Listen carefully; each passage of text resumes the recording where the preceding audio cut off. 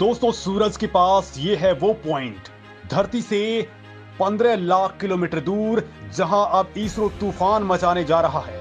जी हां दोस्तों, अभी चंद्रयान 3 कुलाचे मार रहा है चांद के ऊपर 1900 किलोमीटर प्रति घंटे की रफ्तार से। चांद से बस 150 किलोमीटर की दूरी पर है। मतलब किसी भी वक्त वो ऐलान हो सकता है कि चांद पर भारत उतर चुका है। लेकिन दोस्तों इसरो का तूफान यहीं पर थमने वाला नहीं है। ये तस्वीरें देख लीजिए, ये भारत का नया भोकाल है, वो भोकाल जिसका सामना करने की हिम्मत ना रूस में है और ना ही चीन में। दोस्तों हमारे वैज्ञानिकों ने अभी अंतरिक्ष में यात्रियों के पैराशूट का सफल परीक्षण किया ही था कि अब इस खबर ने पूरे इंटरनेट को फाड़ डाला है।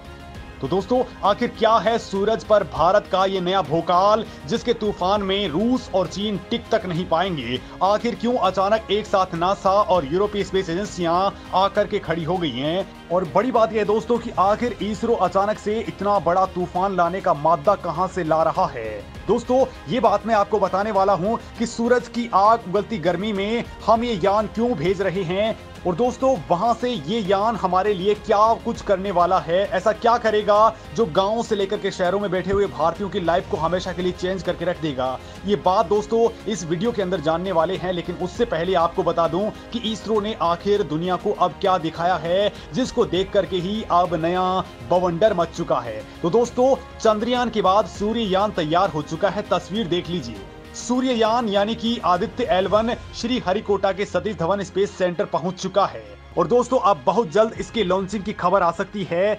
यानी दोस्तों अब भारत के वैज्ञानिकों की नजर से सूरज भी नहीं बच पाएगा। यानी दोस्तों पहले हमने मंगल फतेह कर लिया है, अब चांद फतेह करने के लिए बेहद पास पहुंच चुके हैं। तो सूरज के ऊपर हमारी नजर पड़ चुकी है। तो इसके साथ ही दोस्तों कुछ और भी प्लान रेडी हैं जिनके बारे में मैं आपको बताऊंगा। लेकिन दोस्तों उससे पहले आप ये जान लीजिए कि भारत आखिर अब ऐसा क्या करने वाला है और इस ऐलान से चीन की कमर क्यों टूट चुकी है। क्यों वो जो सपना सजोए बैठा था भारत से आगे निकलने का वो अब उसका टूट चुका है और भारत उसका भी बाप बनकर के आगे निकल चुका है। तो दोस्तों चलिए इस वीडियो के अंदर ये तमाम बातें जानते हैं। तो दोस्तों चंद्रयान 3 चांद पर 23 अगस्त को सॉफ्ट लैंडिंग करेगा और उसके केवल 3 दिन बाद यानी कि 26 अगस्त को ही सूरज पर पहला मिशन भारत लॉन्च कर देगा।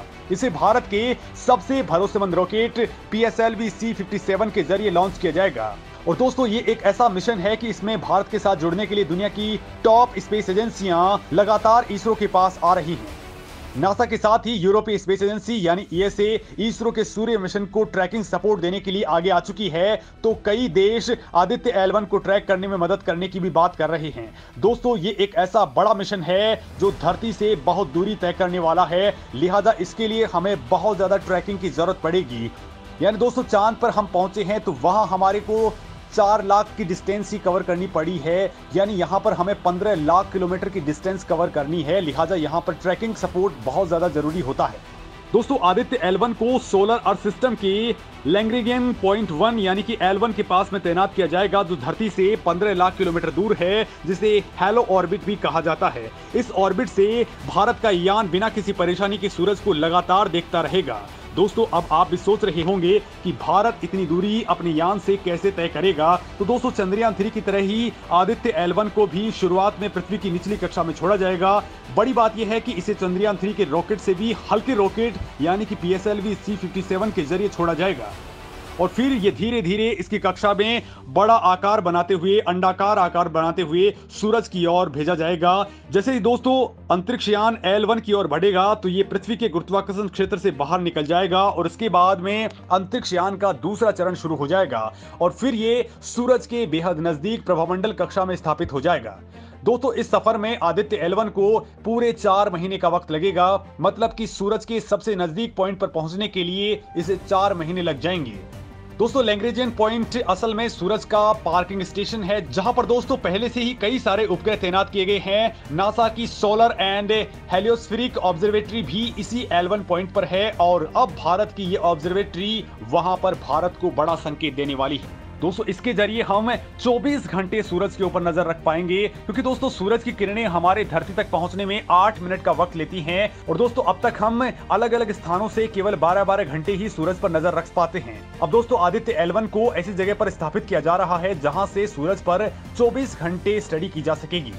आदित्य L1 की कक्षा पृथ्वी और सूरज की दूरी की तुलना में पृथ्वी से 1% रहेगी, तो सूरज से ये 99% रहेगी। ये 15 लाख किलोमीटर दूर है, जबकि सूरज से पृथ्वी की दूरी 14 करोड़ 96 लाख किलोमीटर है। दोस्तों, सूरज के केंद्र से पृथ्वी तक एक सरल रेखा खींचने पर जहां सूरज और पृथ्वी का गुरुत्वाकर्षण बल बराबर हो जाता है, वो पॉइंट ही L1 पॉइंट है, क्योंकि इसके आगे सूरज का गुरुत्वाकर्षण बल पृथ्वी की तुलना में ज्यादा हो जाता है। लिहाजा अगर कोई वस्तु उस रेखा के पार फेंक दी जाए तो वो सूरज में हमेशा के लिए समा जाती है।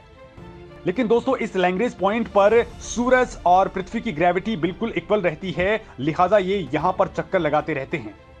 मतलब यहां ना तो सूरज अपनी ओर खींच पाता है और ना ही पृथ्वी इसे अपनी ओर खींच पाता है, और ये लगातार वहां पर स्थिर अवस्था में रह सकती है। दोस्तों, आपको बता दूं कि आदित्य L1 भारत का पहला सोलर मिशन है, और दोस्तों इस मिशन में सबसे महत्वपूर्ण और बेहतरीन पेलोड है VELC, यानी कि विजिबल लाइन एमिशन कोरोनोग्राफ। दोस्तों, इस पेलोड को इंडियन इंस्टीट्यूट ऑफ एस्ट्रोफिजिक्स ने बनाया है। भारतीय सूर्ययान में वैसे 7 पेलोड्स हैं, जिसमें दोस्तों 6 पेलोड्स अकेले इसरो ने और बाकी के दूसरे संस्थानों ने बनाए हैं। सूर्य में लगा VELC कैमरा सूरज से हाई रेजोल्यूशन पिक्चर्स लेगा। इसके साथ ही दोस्तों ये स्पेक्ट्रोस्कोपी और पोलरीमेट्री भी करेगा। इसके साथ ही दोस्तों इसमें लगा सोलर अल्ट्रावायलेट इमेजिंग टेलीस्कोप यानी स्विट है, जो सूरज के फोटोस्फीयर और क्रोमोस्फीयर इमेजिंग करेगा, यानी नैरो और ब्रॉडबैंड इमेजिंग इसके जरिए होगी। तो वहीं दोस्तों इसके अंदर लगा solar low energy X ray spectrometry सूरज को बतौर तारा समझकर वहां से निकलने वाली सॉफ्ट एक्सरे विकिरणों की स्टडी करेगा। दोस्तों, इस यान में लगा high energy L1 orbiting x-ray spectrometer, एक हार्ड एक्सरे स्पेक्ट्रोमीटर है जो हार्ड एक्सरे किरणों की स्टडी करेगा। तो वहीं आदित्य L1 में लगा Aditya solar wind particle experiment उपकरण सूरज की हवाओं, प्रोटॉन्स और भारी आयनों की दिशा और उनकी स्टडी करेगा। दोस्तों, इसके अंदर एक पापा भी है, यानी कि plasma analyser package for Aditya. ये सूरज की हवाओं में मौजूद इलेक्ट्रॉन्स और भारी आयन की दिशा और उनकी स्टडी करेगा।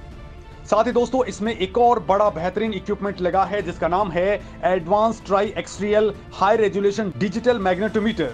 ये सूरज के चारों तरफ मैग्नेटिक फील्ड की स्टडी करेगा। मतलब कि दोस्तों इसके जरिए हम एक साथ कई तरह के काम करने वाले हैं। दोस्तों, अभी तक हमारे वैज्ञानिक सूरज के कोरोना का अध्ययन केवल सूर्य ग्रहण के दौरान ही कर पाते थे, लेकिन इस मिशन की वजह से अब हम लगातार इसकी स्टडी कर पाएंगे।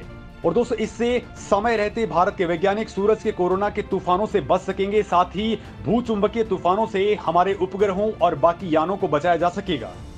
दोस्तों, बड़ी बात तो यह है कि इस मामले में भारत अब चीन और रूस दोनों ही देशों से आगे निकल जाएगा, क्योंकि ये दोनों ही देश अब तक उस पॉइंट पर पहुंच भी नहीं पाए हैं। और बड़ी बात यह है कि अभी केवल अमेरिका, यूरोपीय स्पेस एजेंसी और जापान ने ही सूरज की स्टडी के लिए अपने स्पेसक्राफ्ट भेजे हैं, लेकिन अब भारत ने ये बड़ा काम कर दिया है।